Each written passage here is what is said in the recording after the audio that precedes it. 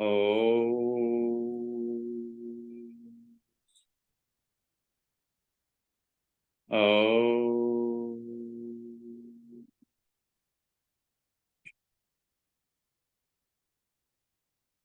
शुक्लांबरधरं विष्णुं शशिवर्णं चतुर्भुजं प्रसन्नवदनं ध्यायेत् सर्वविघ्नोपशान्तये। लक्ष्मीनारायणं वन्दे तद्भक्तप्रवरो हि यः श्रीमदानन्दतीर्थाख्यो गुरुस्तं च नमाम्यहम्। वेदे रामायणे चैव पुराणे भारते तथा आदावन्ते च मध्ये च विष्णुः सर्वत्र गीयते। सर्वविघ्नप्रशमनं सर्वसिद्धिकरं परं सर्वजीवप्रणेतारं वन्दे विजयदं हरिम्। भवतां समेषां श्रीमद् वाल्मीकि रामायण पारायणोपक्रमे हार्दं स्वागतम् अभिनन्दनं च। इदानीं युद्धकाण्डस्य एकचत्वारिंशः सर्गः आरभ्यते। इस सर्ग में श्री राम का सुग्रीव को दुस्साहस से रोकना, लंका के चारों द्वारों पर वानर सैनिकों की नियुक्ति, रामदूत अंगद का रावण के महल में पराक्रम तथा वानरों के आक्रमण से राक्षसों को भय, यह सब वर्णन इस सर्ग में किया गया है। अथ तस्मिन् निमित्तानि दृष्ट्वा लक्ष्मण पूर्वजः सुग्रीवं संपरिष्वज्य रामो वचनमब्रवीत्। सुग्रीव के शरीर में युद्ध के चिन्ह देखकर लक्ष्मण के बड़े भाई श्री राम ने उन्हें हृदय से लगा लिया और इस प्रकार कहा, असम्मन्त्य मया सार्धं तदिदं साहसं कृतम् एवं साहसयुक्तानि न कुर्वन्ति जनेश्वराः। सुग्रीव, तुमने मुझसे सलाह लिए बिना ही यह बड़े साहस का काम कर डाला। राजा लोग ऐसे दुस्साहस पूर्ण कार्य नहीं किया करते हैं। संशये स्थाप्य मां चेदं बलं चेमं विभीषणं कष्टं कृतमिदं वीर साहसं साहस प्रिय। साहस प्रिय वीर, तुमने मुझको इस वानर सेना को और विभीषण को भी संशय में डालकर जो यह साहसपूर्ण कार्य किया है, इसमें हमें बड़ा कष्ट हुआ है। इदानीं मा कृथा वीर, इदानीं मा कृथा वीर एवं विधमरिन्दमा त्वयि किंचित समापन्ने किं कार्यं सीतया मम भरतेन महाबाहु लक्ष्मणेन यवीयसा शत्रुघ्नेन च शत्रुघ्ना स्वशरीरेण वा पुनः। शत्रुओं का दमन करने वाले वीर, अब फिर तुम ऐसा दुस्साहस न करना। शत्रुसूदन महाबाहो, यदि तुम्हें कुछ हो गया तो मैं सीता, भरत, लक्ष्मण, छोटे भाई शत्रुघ्न तथा अपने इस शरीर को भी लेकर क्या करूंगा। त्वयि चानागते पूर्वम इति मे निश्चिता मतिः, जानतश्चापि ते वीर्यं महेन्द्र वरुणोपमा। हत्वाहं रावणं युद्धे सपुत्र बलवाहनम्, अभिषिच्य च लङ्कायां विभीषणमथापि च भरते राज्यमारोप्य त्यक्ष्ये देहं महाबल। महेंद्र और वरुण के समान महाबली, यद्यपि मैं तुम्हारे बल पराक्रम को जानता था, तथापि जब तक तुम यहाँ लौट कर नहीं आए थे, उससे पहले मैंने यह निश्चित विचार कर लिया था कि युद्ध में पुत्र, सेना और वाहिनी सहित रावण का वध करके लंका के राज्य पर विभीषण का अभिषेक कर दूंगा और अयोध्या का राज्य भरत को देकर अपने शरीर को त्याग दूंगा। तमेवं वादिनं रामं सुग्रीवः प्रत्यभाषत, तव भार्यापहर्तारं दृष्ट्वा राघव रावणं मर्षयामि कथं वीर जानन् विक्रममात्मनः। ऐसी बातें कहते हुए श्री राम को सुग्रीव ने यूं उत्तर दिया, वीर रघुनंदन, अपने पराक्रम का ज्ञान रखते हुए मैं आपको आपकी भार्या का अपहरण करने वाले रावण को देखकर कैसे क्षमा कर सकता था।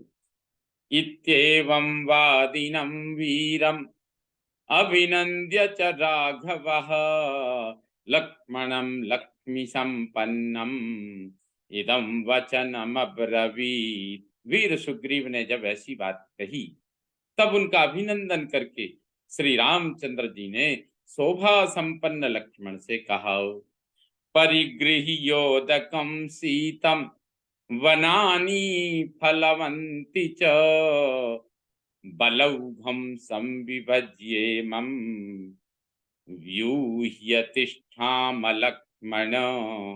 लक्ष्मण, शीतल जल से भरे हुए जलाशय और फलों से संपन्न वन का आश्रय ले हम लोग इस विशाल वानर सेना का विभाग करके व्यूह रचना कर लें और युद्ध के लिए उद्यत हो जाएं। लोक क्षयकरं भीमं भयं पश्याम्युपस्थितं निबर्हणं प्रवीराणां ऋक्षवानर रक्षसाम। इस समय मैं लोक संहार की सूचना देने वाला भयानक अपशकुन उपस्थित देखता हूं, जिससे सिद्ध होता है रीछों, वानरों और राक्षसों के मुख्य मुख्य वीरों का संहार होगा। याता वाता ही पुरुषम वाता ही परुषम वान्ति कंपते च वसुंधरा, पर्वताग्राणि वेपन्ते नदन्ति धरणी धराः।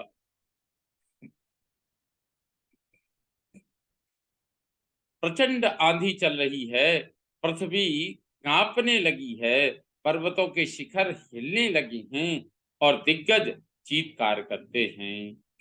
मेघा क्रव्याद संकासा परुषा परुषस्वरा, क्रूरा क्रूरम प्रवर्षन्ते मिश्रम शोणित बिंदुभिः। मेघ हिंसक जीवों के समान क्रूर हो गए हैं, वे कठोर स्वर में विकट गर्जना करते हैं तथा रक्त बिंदुओं से मिले हुए जल की क्रूरता पूर्ण वर्षा कर रहे हैं। रक्त चंदन संकाशा संध्या परम दारुणा, ज्वलच्च निपतत्येतत् आदित्यादग्निमंडलम। अत्यंत दारुण संध्या रक्त चंदन के समान लाल दिखाई देती है सूर्य से यह जलती आग का पुंज गिर रहा है। आदित्यम अभिवाष्यन्ति जनयन्तो महद भयम, दीना दीन स्वरा घोरा अप्रशस्ता मृगद्विजा। निषिद्ध पशु और पक्षी दीन हो, दीनता सूचक स्वर में सूर्य की ओर देखते हुए चीत्कार करते हैं। इससे वे बड़े भयंकर लगते और महान भय उत्पन्न करते हैं। राजन्याम प्रकाशश्च रजन्याम प्रकाशश्च संतापयति चंद्रमा, कृष्ण रक्तांशु पर्यंतो यथा लोकस्य संक्षये। रात में चंद्रमा का प्रकाश क्षीण हो जाता है, वे शीतलता की जगह संताप देते हैं। उनके किनारे का भाग काला और लाल दिखाई देता है। समस्त लोकों के संहार काल में चंद्रमा का जैसा रूप रहता है वैसा ही इस समय भी देखा जाता है। ह्रस्वो रुक्षो प्रशस्तश्च परिवेशः सुलोहितः, आदित्य मंडले नीलम लक्ष्म लक्ष्मण दृश्यते। लक्ष्मण सूर्य मंडल में छोटा रूखा अमंगलकारी और अत्यंत लाल घेरा दिखाई देता है। साथ ही वहां काला चिन्ह भी दृष्टिगोचर होता है। दृश्यन्ते न यथावच्च नक्षत्राण्यभिवर्तते, युगान्तमिव लोकस्य पश्य लक्ष्मण संसति। लक्ष्मण ये नक्षत्र अच्छी तरह प्रकाशित नहीं हो रहे हैं, मलिन दिखाई देते हैं। यह अशुभ लक्षण संसार का प्रलय सा सूचित करता हुआ मेरे सामने प्रकट हो रहा है। काकास्येनास्तथा गृध्रा नीचै परिपतन्ति च, शिवाश्चाप्यशुभा वाचः प्रवदन्ति महास्वनाः, प्रवदन्ति महास्वनाः।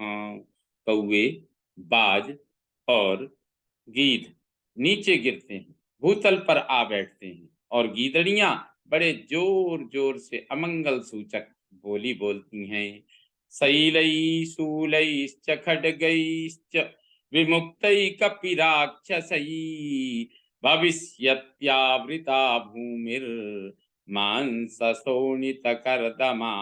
इससे सूचित होता है कि वानरों और राक्षसों द्वारा चलाए गए शिलाखंडों, सूलों और खड्गों से यह धरती पट जाएगी और यहाँ रक्त मांस की कीच जम जाएगी। क्षिप्रमद्य दुराधर्षां पुरीं रावण पालितां, अभियाम जवे नैव सर्वतो हरिभिर्वृताः। रावण के द्वारा पालित यह लंकापुरी शत्रुओं के लिए दुर्जय है, तथापि अब हम शीघ्र ही वानरों के साथ इस पर सब ओर से वेग पूर्वक आक्रमण करें। इत्येवं तु वदन् वीरो लक्ष्मणं लक्ष्मणाग्रजः, तस्मादवातरत् शीघ्रं पर्वताग्रान् महाबलः। लक्ष्मण से ऐसा कहते हुए वीर महाबली श्री रामचंद्र जी उस पर्वत शिखर से तत्काल नीचे उतर आए। अवतीर्य तु धर्मात्मा तस्मात् शैलात् स राघवः, परै परम दुर्धर्षम ददर्श बलमात्मनः। उस पर्वत से उतरकर धर्मात्मा श्री रघुनाथ जी ने अपनी सेना का निरीक्षण किया, जो शत्रुओं के लिए अत्यंत दुर्जय थी। सन्नह्य तु ससुग्रीवः कपिराज बलम महत्, कालज्ञो राघवः काले संयुगायाचोदयत्। फिर सुग्रीव की सहायता से कपिराज की उस विशाल सेना को सुसज्जित करके समय का ज्ञान रखने वाले श्री राम ने ज्योतिष शास्त्रोक्त शुभ समय में उसे युद्ध के लिए कूच करने की आज्ञा दी। ततः काले महाबाहुर बलेन महतावृतः, प्रस्थितः पुरतो धन्वी लंकामभिमुखः पुरीम्, तदनंतर महाबाहु धनुर्धर श्री रघुनाथ जी उस विशाल सेना के साथ सुमुहूर्त में आगे आगे लंकापुरी की ओर प्रस्थित हुए। तम विभीषण सुग्रीवौ हनुमान जाम्बवान् नलः ऋक्षराजस्तथा नीलो लक्ष्मणश्चान्वयुस्तदा। उस समय विभीषण, सुग्रीव, हनुमान, ऋक्षराज, जाम्बवान, नल, नील तथा लक्ष्मण उनके पीछे पीछे चले। ततः पश्चात् सुमहति पृतनर्क्षवनौकसां प्रच्छाद्य महतीं भूमिं अनुयाति स्म राघवः। तत्पश्चात रीछों और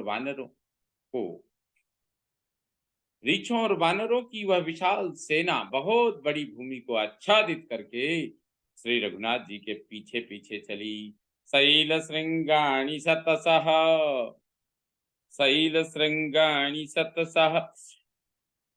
प्रवृद्धांश्च महीरुहान् जगृहुः कुंजर प्रख्या वानरा परवारणाः। शत्रुओं को आगे बढ़ने से रोकने वाले हाथों के समान विशाल काय वानरों ने सैकड़ों शैल शिखरों और बड़े बड़े वृक्षों को हाथ में ले रखा था। तौ त्वदीर्घेण कालेन भ्रातरौ राम लक्ष्मणौ रावणस्य पुरीं लंकाम् आसेदतुररिन्दमौ। शत्रुओं का दमन करने वाले वे दोनों भाई श्री राम और लक्ष्मण थोड़ी ही देर में लंकापुरी के पास पहुंच गए। पताका मालिनीं रम्याम् उद्यानवन शोभिताम् चित्र चित्रवप्रां सुदुष्प्रापां उच्चैः प्राकारतोरणाम्। वह रमणीय ध्वजा पताकाओं से अलंकृत थी। अनेकानेक उद्यान और वन उसकी शोभा बढ़ा रहे थे। उसके चारों ओर बड़ा ही अद्भुत और ऊंचा परकोटा था। उस परकोटे से मिला हुआ ही नगर का सदर फाटक था। उन परकोटों के कारण लंकापुरी में पहुंचना किसी के लिए भी अत्यंत कठिन था। ताम सुरैरपि दुर्धर्षाम राम वाक्य प्रचोदिता यथा निदेशम संपीड्य न्यविसंत वनौकसः। यद्यपि देवताओं के लिए भी लंका पर आक्रमण करना कठिन काम था, तो भी श्री राम की आज्ञा से प्रेरित हो वानर यथास्थान रहकर उस पुरी पर घेरा डालकर उसके भीतर प्रवेश करने लगे। लंकायास्तु उत्तरद्वारम शैल श्रृंगमिवोन्नतम राम सहानुजो धन्वी जुगोपचरुरोध च। लंका का उत्तर द्वार पर्वत शिखर के समान ऊंचा था। श्री राम और लक्ष्मण ने धनुष हाथ में लेकर उसका मार्ग रोक लिया और वहीं रहकर वे अपनी सेना की रक्षा करने लगे। लंकामुपनिविष्टस्तु रामो दशरथात्मजः लक्ष्मणानुचरो वीरः पुरीं रावणपालिताम् उत्तरद्वारमासाद्य यत्र तिष्ठति रावणः नान्यो रामाद्धितद्वारम् नान्यो रामाद्धितद्वारम् समर्थः परिरक्षितुम। दशरथ नंदन वीर श्री राम लक्ष्मण को साथ ले रावण पालित लंकापुरी के पास जा उत्तर द्वार पर पहुंचकर जहां स्वयं रावण खड़ा था वहीं डट गए। श्री राम के सिवा दूसरा कोई उस द्वार पर अपने सैनिकों की रक्षा करने में समर्थ नहीं हो सकता था। रावणाधिष्ठितं भीमं वरुणेनेव सागरं सायुधं राक्षसैर्भीमैरभिगुप्तं समन्ततः। अस्त्र शस्त्रधारी भयंकर राक्षसों द्वारा सब ओर से सुरक्षित उस भयानक द्वार पर रावण उसी तरह खड़ा था जैसे वरुण देवता समुद्र में अधिष्ठित होते हैं। लघूनां त्रास जननम पातालोमिव दानवै विन्यस्तानि च योधानां बहूनि विविधानि च ददर्शायुधजालानि तथैव कवचानि च। वह उत्तर द्वार अल्प बलशाली पुरुषों के मन में उसी प्रकार भय उत्पन्न करता था जैसे दानवों द्वारा सुरक्षित पाताल भयदायक जान पड़ता था। उस द्वार के भीतर योद्धाओं के बहुत से भांति भांति के अस्त्र शस्त्र और कवच रखे गए थे, जिन्हें भगवान श्री राम ने देखा। पूर्वं तु द्वारमासाद्य नीलो हरिचमूपतिः अतिष्ठत् सह मैन्देन द्विविदेन च वीर्यवान। वानर सेनापति पराक्रमी नील, मैंद और द्विविद के साथ लंका के द्वार पर जाकर डट गई। अंगदो दक्षिण द्वारम जग्राह सुमहाबलः ऋषभेण गवाक्षेण गजेन गवयेन च। महाबली अंगद ने ऋषभ, गवाक्ष, गज और गवय के साथ दक्षिण द्वार पर अधिकार जमा दिया। हनुमान पश्चिम द्वारम ररक्ष बलवान कपि प्रमथादि प्रगासाभ्याम प्रमदा प्रमाथि प्रगसाभ्याम च वीरैरन्यैश्च संगतः। प्रमाथि, प्रगस और अन्य वानर वीरों के साथ बलवान कपिश्रेष्ठ हनुमान ने पश्चिम द्वार का मार्ग रोक लिया। मध्य में च स्वयं गुल्मे सुग्रीव समतिष्ठत सह सर्वैर्हरिश्रेष्ठै सुपर्ण पवनोपमैः। उत्तर और पश्चिम के मध्य भाग में वायव्य कोण में जो राक्षस सेना की छावनी थी, उस पर गरुड़ और वायु के समान वेगशाली श्रेष्ठ वानर वीरों के साथ सुग्रीव ने आक्रमण किया। वानराणां तु षट्त्रिंशत् कोट्यः प्रख्यातयूथपा निपीड्योपनिविष्टाश्च सुग्रीवो यत्र वानरः। जहां वानर राज सुग्रीव थे, वहां वानरों के 36 करोड़ विख्यात यूथपति राक्षसों को पीड़ा देते हुए उपस्थित रहते थे। शासनेन तु रामस्य लक्ष्मणस्य विभीषणः द्वारे द्वारे हरीणां तु कोटिं कोटिकोटिर्न्यवेशयत्। श्री राम की आज्ञा से विभीषण सहित लक्ष्मण ने लंका के प्रत्येक द्वार पर 1-1 करोड़ वानरों को नियुक्त कर दिया।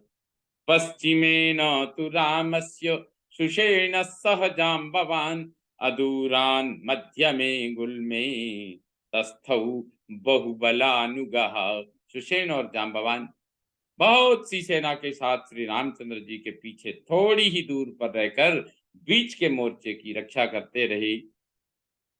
ते तु वानर शार्दूला शार्दूला इव दंष्ट्रिणः गृहीत्वा द्रुमशैलाग्रान् हृष्टा युद्धाय तस्थिरे। वे वानर सिंह बाघों के समान बड़े बड़े दाढ़ों से युक्त थे। वे हर्ष और उत्साह में भरकर हाथों में वृक्ष और पर्वत शिखर लिए युद्ध के लिए डट गए। सर्वे विकृतलांगूला सर्वे दंष्ट्रानखायुधा सर्वे विकृत चित्रांगा सर्वे च विकृतानना। सभी वानरों की पूंछें क्रोध के कारण अस्वाभाविक रूप से हिल रही थीं। दाढ़ें और नख ही उन सब के आयुध थे। उन सब के मुख आदि अंगों पर क्रोध रूप विकार के विचित्र चिन्ह परिलक्षित होते थे तथा सबके मुख विकट एवं विकराल दिखाई देते थे। 10 नाग बला केचित् 10 गुणोत्तरा केचिन्नाग सहस्रस्य बभूवुस्तुल्य विक्रमाः। इनमें से किन्हीं वानरों में 10 हाथियों का बल था। कोई उनमें से भी 10 गुने अधिक बलवान थे तथा किन्हीं में 1000 हाथियों के समान बल था। संति चौग बला केचित् शतगुणोत्तरा अप्रमेय बलाश्चान्ये तत्रासन हरियूथपाः। किन्हीं में 10,000 हाथियों की शक्ति थी। कोई इनसे भी 100 गुने बलवान थे तथा अन्य बहुतेरे वानर यूथपतियों में तो बल का परिमाण ही नहीं था। वे असीम बलशाली थे। अद्भुतश्च विचित्रश्च तेषामासीत् समागमः तत्र वानर सैन्यानां सलभानामिवोद्गमः। वहां उन वानर सेनाओं का टिड्डी दल के उद्गम के समान अद्भुत एवं विचित्र समागम हुआ था।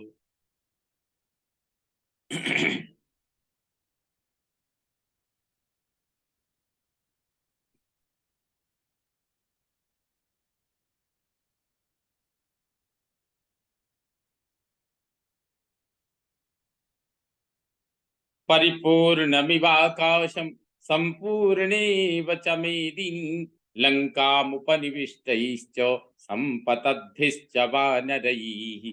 लंका में उछल उछल कर आते हुए वानरों से आकाश भर गया था और पुरी में प्रवेश करके खड़े हुए कपि समूहों से वहां की सारी पृथ्वी आच्छादित हो गई थी। इस प्रकार 41वें सर्ग का यह 50वां श्लोक संपूर्ण हुआ। इससे अग्रिम भाग में आप आगे के श्लोकों का श्रवण करेंगे। हरिओम तत्सत। ओम पूर्णमदः पूर्णमिदं पूर्णात् पूर्णमुदच्यते पूर्णस्य पूर्णमादाय पूर्णमेवावशिष्यते। ओम शांति शांति शांति।